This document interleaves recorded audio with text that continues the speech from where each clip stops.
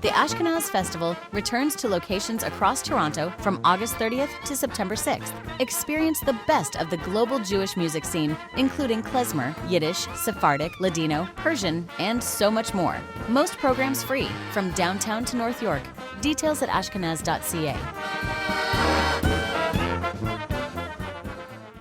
I have found since October 7th that I haven't found more Jewish joy any place than in the halls of the Jewish day schools that I've been in. We are not going to live in fear and we're not going to be bullied. We are going to be proudly Jewish and proudly Zionist and support Israel, but never at the price of our kids' safety. The voices of Amy Platt, the new head of school at Toronto's TanenbaumCHAT, and her counterpart, Laura Segall, the new head of school at Ottawa's OJCS, the Ottawa Jewish Community School.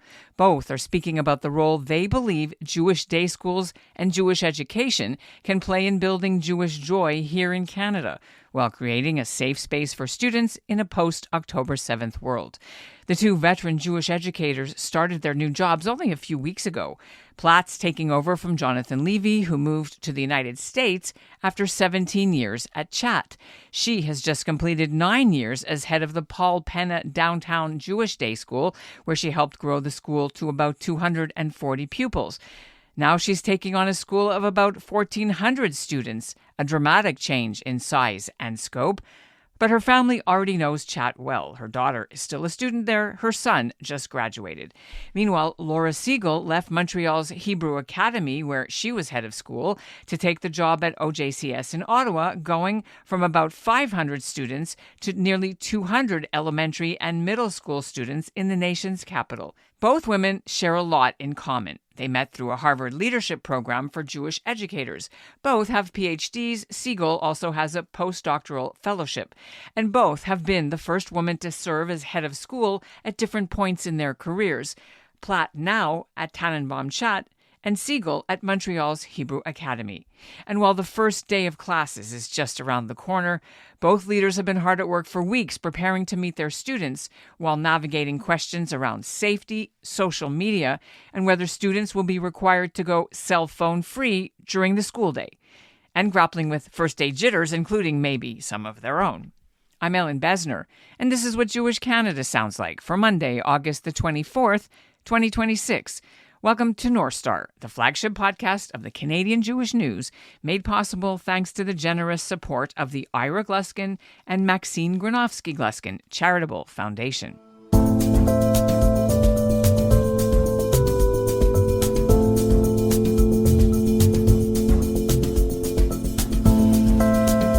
Back to school just a couple of weeks away, there will be new faces greeting students and families at two of Canada's historic pluralistic Jewish day schools, TanenbaumCHAT in Toronto and the Ottawa Jewish Community School. Laura Segall says she wants to involve the wider community in the education of OJCS students. At CHAT, Amy Platt hopes to model the Jewish value of tikkun olam, and she's curious to see whether being the first woman to lead CHAT changes the culture there. Both educators join me on today's episode. Both of you, welcome to the Canadian Jewish News North Star podcast. It's great to talk to you. Thank you so much. Happy to be here. It's really nice to be here with you, Ellen and Laura. And you know each other. Yeah. Amy, go ahead. As Canadian Jewish educational leaders, female Jewish leaders, our paths have crossed many times.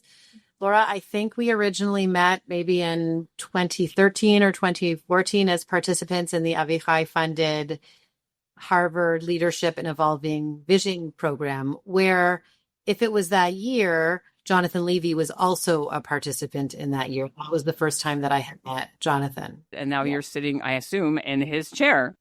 I am.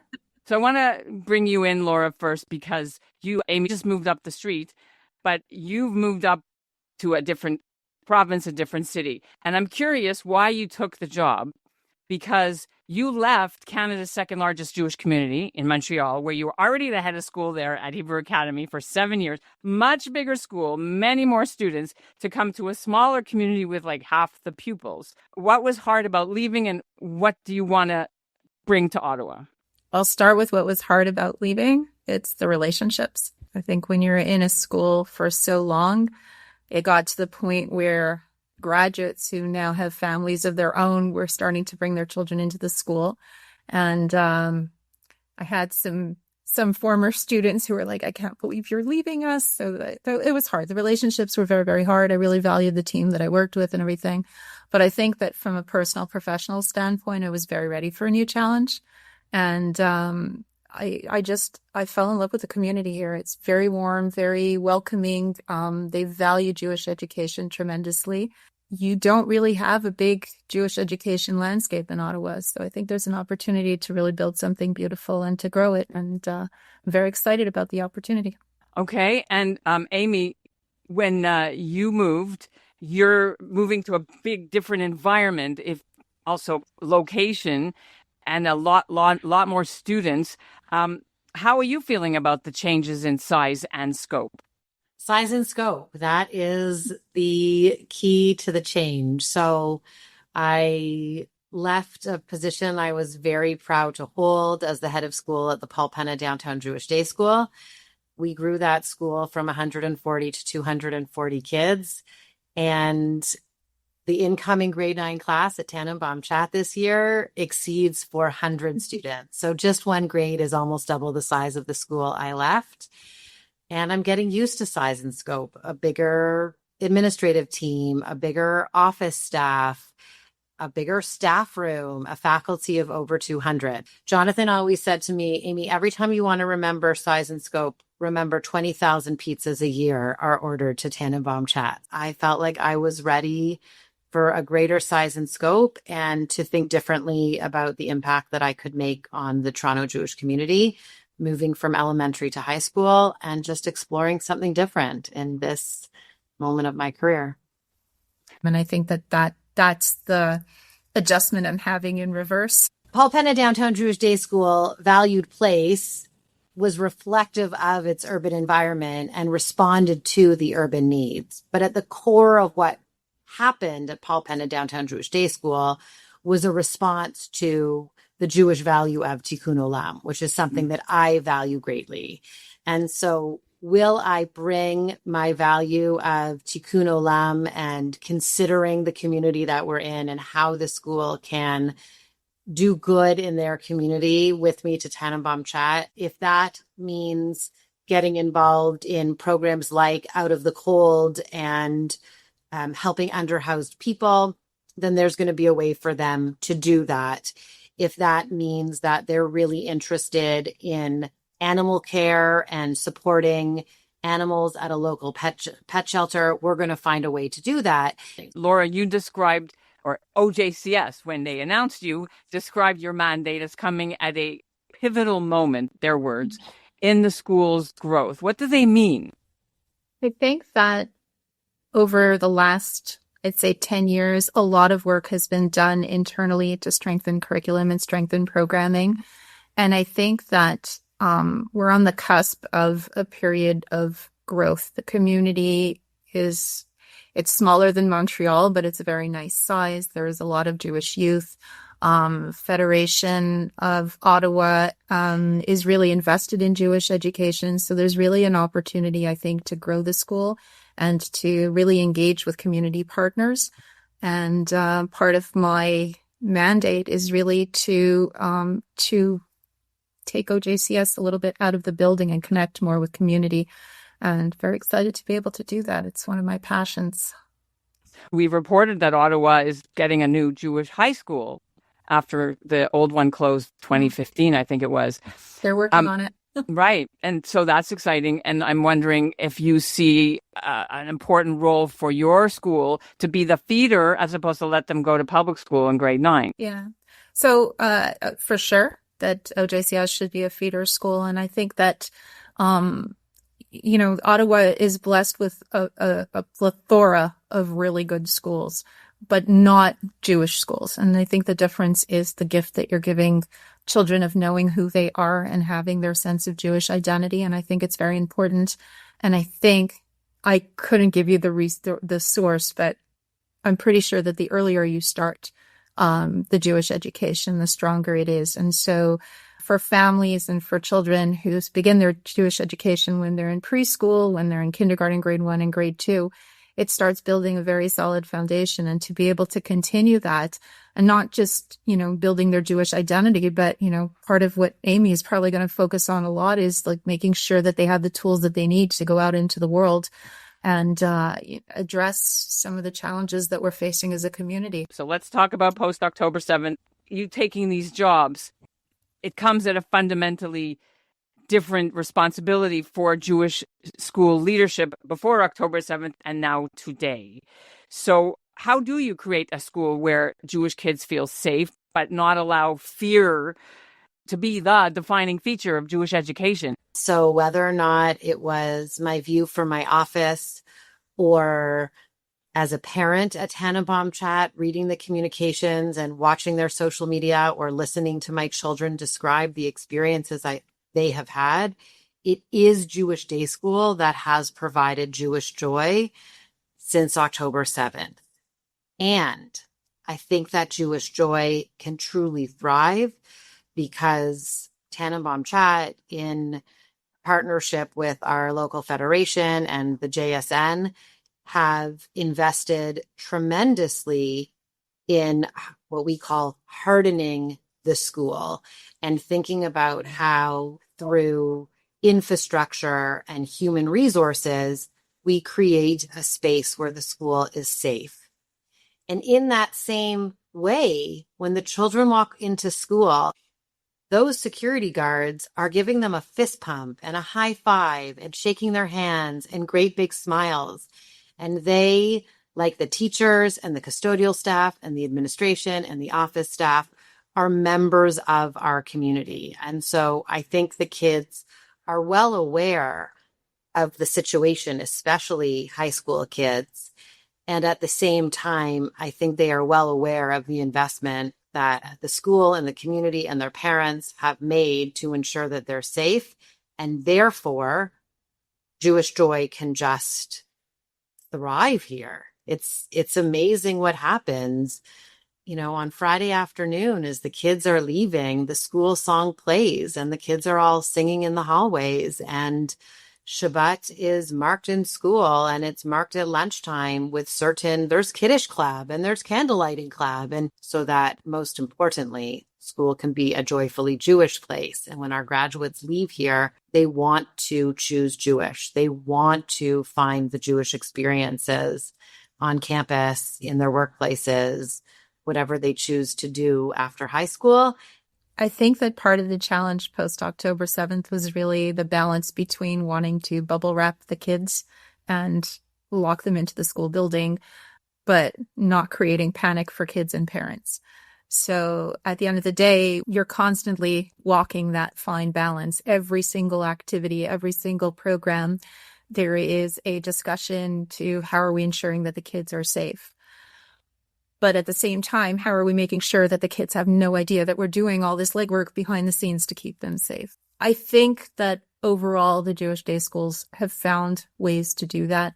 Like Amy was saying, the Jewish joy is there and the kids are happy and they're comfortable, and the parents knowing, sharing with the parents the measures that we're taking, it gives them the peace of mind to know that their kids are safe. And on the flip side, we are creating a little bit of a bubble where they're not having to deal with some of the harder things that they would be facing in the public system, or that, unfortunately, some of our alumni are facing on campus. So it's really like carving out a space for the kids to be kids, to experience the Jewish joy, to discover who they are in a very safe environment, and kind of shielding them from, some of the ugliness, unfortunately, that our community has been facing. I think overall our schools are doing it quite well.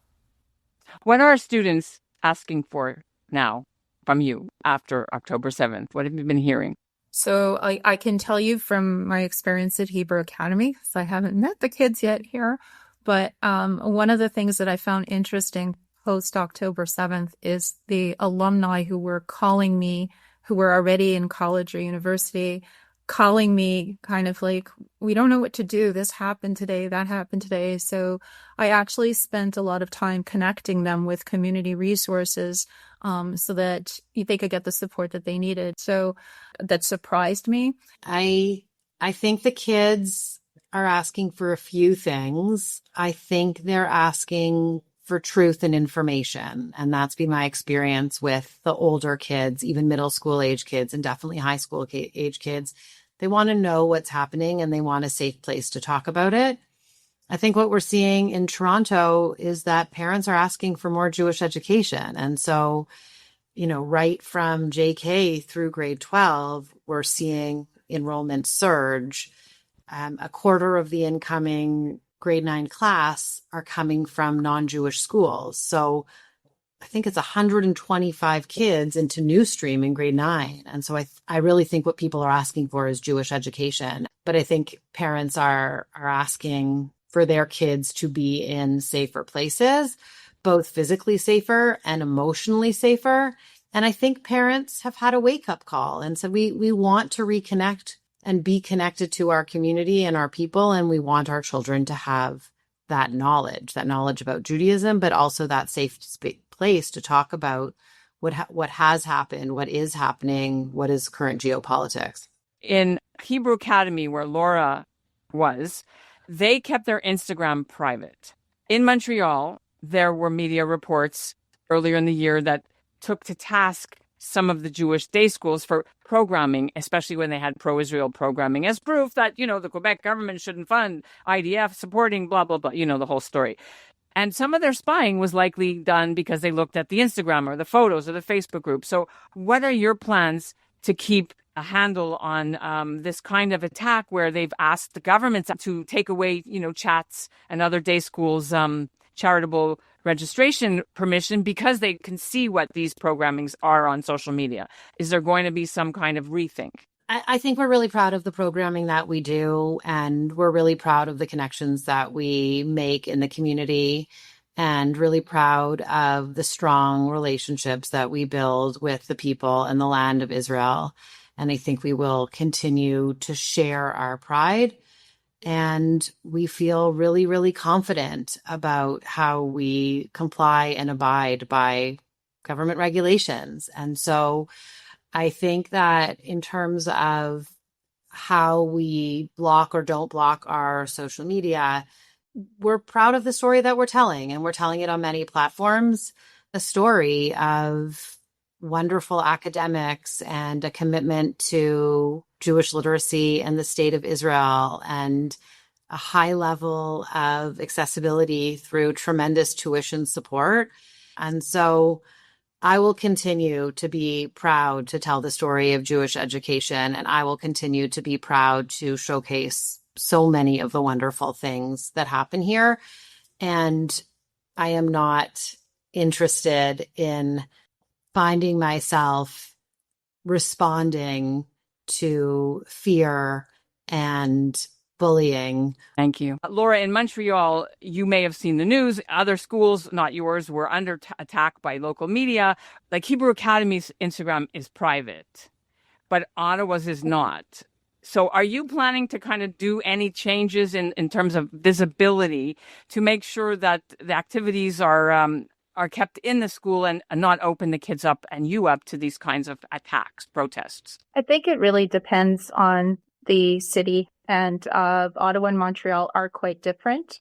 In Montreal, truthfully, the reason that our social media went private is because very early on after October 7th, before anything, we posted a video. It was a Shabbaton, and a girl was dancing and happened to have an Israeli flag on her shoulder.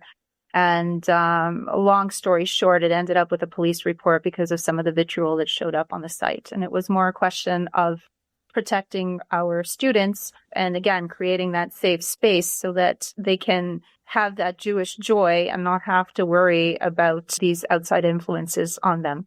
So it was more about their safety and security than about hiding anything or being. So I think that you want to be cautious, but you don't want to hide either. And to Amy's point, we are not going to live in fear and we're not going to be bullied. We are going to be proudly Jewish and proudly Zionist and support Israel, but never at the price of our kids' safety. So I think that that's the balance that we're constantly trying to keep. You talk about technology, Amy. Ontario is talking seriously about banning cell phones in schools in the public sector. I'm not sure it applies in the private sector the same way, right? I think it's a very, very live discussion. And so I think everyone would agree that the more time that students could be without their phones within the context of the school day, it would be better. And I remind myself that this is a school that gets 20,000 pizzas delivered annually. And so that is close to 1,500 kids and 1,500 phones. And the system in which we would have to figure out how to really get phones out of the school is a big operational lift. So here it's really about figuring out how do we balance the operations where the operations around phone doesn't get in the way of learning time because we spend all of our day policing phones, and really ensure that the learning is excellent and engaging and keeps the kids occupied enough that they are not pulling out their phones. The teachers at TanenbaumCHAT have a lot of systems in place to keep the kids' phones. There are teachers who have like shoe holders in the front of the classrooms, and the kids check their phones in before they start class. Most of the teachers have really strict rules, no phones in class. One of the things we're running into is an emerging program where the high school kids are taking over the operations of the 6 vending machines in the school. And vending machines operate with tap pay, and watching the kids step into this leadership role of essentially running a very successful small business of vending machines that the school has now purchased, and allowing all of the kids to participate in that is a really good use of those phones on a daily basis. But the answer is phones need to be out of the classroom, and TanenbaumCHAT, in alignment with, all public schools in Ontario, is really putting our best foot forward to create engaging learning and make sure kids understand that there's no place for phones in their classrooms. In Quebec, the ban on cell phones is public and private schools. And I have to say that the impact of cell phones on kids, including teens, is so shocking. And you see it, or I saw it in my previous school, because it was a religious school, when we would have a Shabbaton. So Shabbat, 25 hours, no tech whatsoever. The kids spoke to each other. They had fun. They sang. They enjoyed. They played games. They played card games. It was beautiful. Havdalah comes. 5 minutes later, they're all on their phones. You don't hear a peep. They don't talk to each other anymore. They don't look at each other anymore. So I do think that for the healthy development of the kids, they do not need to be on their devices the whole time, and they're not able to control themselves when it comes to these devices. So I do believe it's good to get it out of their hands. For a K through 8, it's a little bit different than high school for sure. I don't feel that there's any business for cell phones for the kids at that age. They need it when they leave school, if they're walking home, and they can call home from the office just like we always did in the past. It's not a problem, but they need the space and the freedom to just speak to each other, to talk, to communicate, to socialize. And I think that the cell phone at this point has become a barrier to that. So I'm all for the ban. I'm reluctant to bring this up because it's 2026. But Amy, you're the first woman, I believe, head of school at Chat. And Laura was the first woman head of school in Hebrew Academy, not the first in Ottawa. That was in 2014, Marlene Walensky and then Karen Gordon. What does this suggest about the place of women in the Jewish community's education today, when you too are trailblazing in a way? I never thought, even my pre-education career, I was in research, and I was always raised to, you can do whatever you want to do.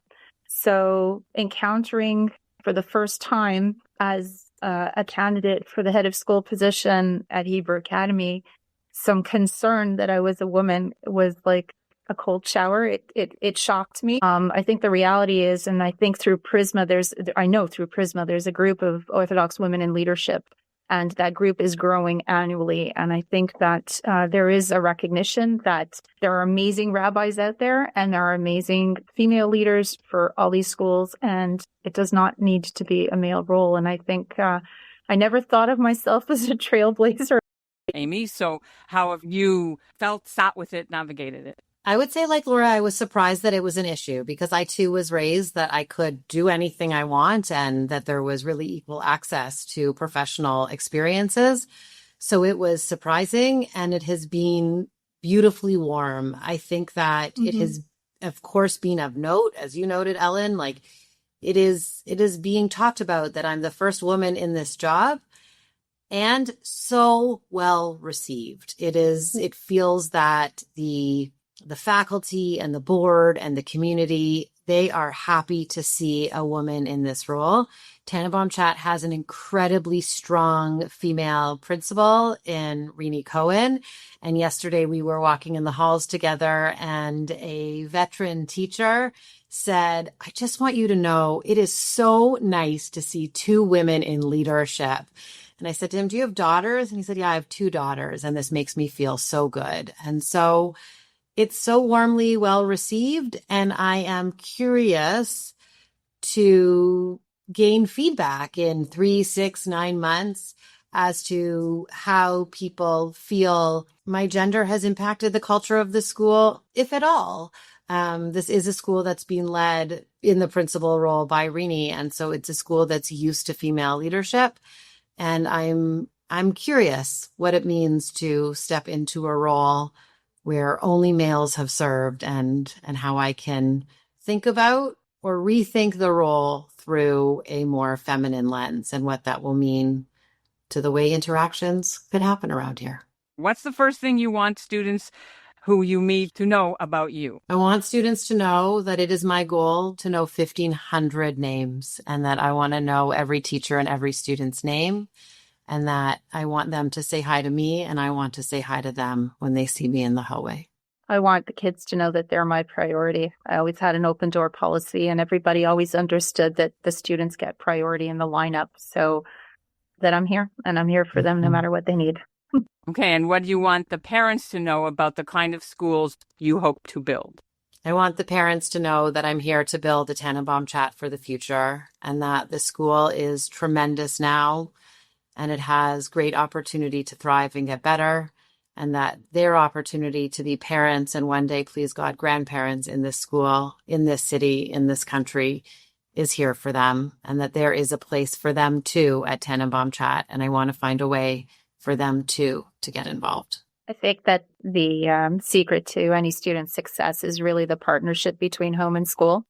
And I think that when everybody is pulling together, when the parents and the school work together, and that's the greatest predictor for a child's success. So I hope that they see me as a partner, that they see OJCS as a partner in raising their children. It's been an honor to speak to both of you as you're getting ready for not just the first day of school, but then Jewish holidays. This year they're on the weekend, so you don't miss school, right? But yeah, women leaders need to make brisket. So we'll find our time. It's all good. And I'm sure we'll be in touch during the year. Wish you both congratulations and a Thank you, good Ellen. school year and a quiet, safe school year. Thanks so much. Thank you. And that's what Jewish Canada sounded like for this episode of North Star, made possible thanks to the Ira Gluskin and Maxine Granovsky-Gluskin Charitable Foundation.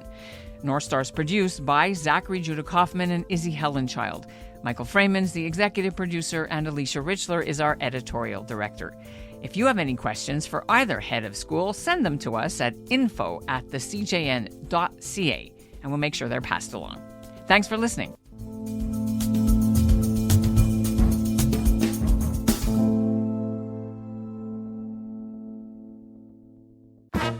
The Ashkenaz Festival returns to locations across Toronto from August 30th to September 6th. Experience the best of the global Jewish music scene, including klezmer, Yiddish, Sephardic, Ladino, Persian, and so much more. Most programs free, from downtown to North York.